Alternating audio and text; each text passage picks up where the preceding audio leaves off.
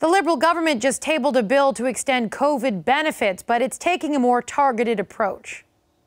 I see this legislation as very much the last step in our COVID support programs.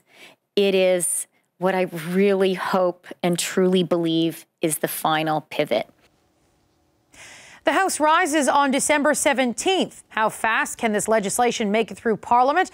Carla Qualtrough is the Minister of Employment, Workforce Development and Disability Inclusion. She is in the West Block. Thank you very much for speaking with us today, Minister. I'm curious about this situation. The way that these benefits are scheduled to begin, they can't kick in until the legislation passes. Your government, waited 2 months before calling everyone back before, Parliament begins. Did you wait too long? And are you putting Canadians in need at risk by not starting Parliament sooner? Well, I think it's important, and thanks for having me, Katie. So I think it's important to remember that in the legislation, these benefits will apply retroactively. So like the CRB and other measures, there's going to be a two-week waiting period. So you apply 2-week retroactive, and these benefits will be available to Canadians once the law is passed as of October 24th, 2021.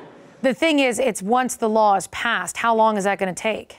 Well, we're hoping it won't take that long. You know, we've seen parties come together for other COVID measures, and we definitely don't see this as a business as usual legislation. You'll see some of those coming in the upcoming weeks and months, but this, as the Deputy Prime Minister said, this one is the last, hopefully, legislation to offer businesses and individuals direct COVID-related support that recognize that the pandemic isn't over and we need to keep supporting people and businesses. But the thing is, if you can't get this done before the holiday break, the House doesn't come back until January 31st. So are you not leaving people in a really difficult position if you can't get this done by the holiday break? Well, I think we will get this done.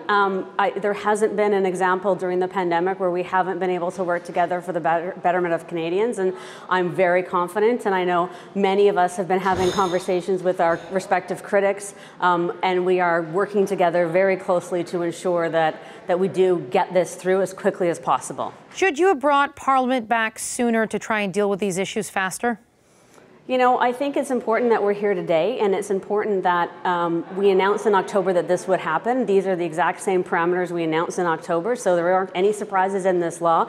People have had time to look at the criteria as we laid them out then. We've had conversations with stakeholders and with other parties, and as I said, I've seen this happen throughout the pandemic where we all come together for Canadians, and I know we'll do it again. So I know in that news conference we heard from the Deputy Prime Minister that conversations have been going on with other parties. What is it that makes you so confident that you can get one of these other parties on board with this? We've heard from the NDP saying they don't think this goes far enough. We've heard from the Conservatives who want some targeted measures.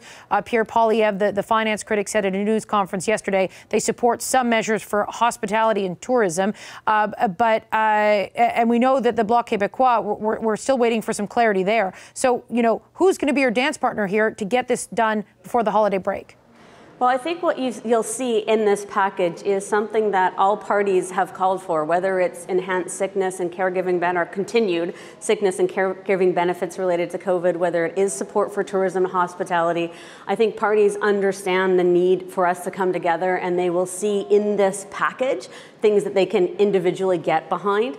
And once again, I can tell you without betraying confidences that I've had really positive and productive conversations with my critics. So for people who are looking at this package of benefits, the targeted packages, can you tell them with confidence that, that this is going to be dealt with before the new year so that if they do need this help, they are going to be able to get access to it? What I'll say is we are doing everything possible to make that happen. I am confident, of course, Parliament has its own will, and I will not presume the will of Parliament, but I am confident that we will get this done for Canadians.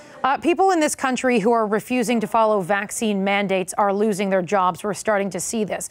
We had you on this program before the new cabinet was announced, and we asked you then whether those individuals would qualify for employment insurance. You said you were of the view that that would be the case. So I want to follow up. Do people who lose their job because they refuse to meet a vaccine mandate qualify for EI? Well, certainly it's not up to me to determine individual outcomes for individual cases, but as a matter of policy, Katie, if an employer has a policy that requires a vaccine, if a worker does not adhere to that policy and as a result their employment is terminated, they would not qualify for EI. Now, after we did that interview, we had an employment lawyer, Paul Champ, on the program. Here's what he said to that. Have a listen. There's no question that an employee can be terminated for it, but can they be denied employment insurance benefits? I disagree with the minister. The provisions in the EI Act say that people are disentitled to benefits if they're terminated for misconduct. And I think refusing or declining to get a vaccine in most workplaces is not misconduct. So what do you say to his argument there? Well, I think this will be tested, Katie, for sure, and it will be tested in court. The advice I've received from justice and justice lawyers is that we're on solid ground here, that it would constitute, I guess, misconduct. But certainly, I'm not giving a legal opinion here, and we'll have to see how this plays out in the Social Security Tribunal and in the courts. But as a matter of policy, our position is that people would not be eligible. Now, of course, there will be extenuating circumstances, but as a matter of course, ineligibility. And I have to ask you before you go, because you are a minister, you are from British Columbia. You know, flooding has destroyed homes and businesses, and people are just in the process of trying to figure out what is salvageable and what is not. And this is going to be something that's going on for quite some time. You know, what is your government going to do to help people who've lost their businesses and lost their livelihoods? And we are looking at that exactly now, working closely with the government of BC. What I can tell you, just because we've moved on from an EI conversation, is for people who are not working because of this circumstance, we would urge you to apply for EI. You don't need a record of employment. We're going to work all of that out for you.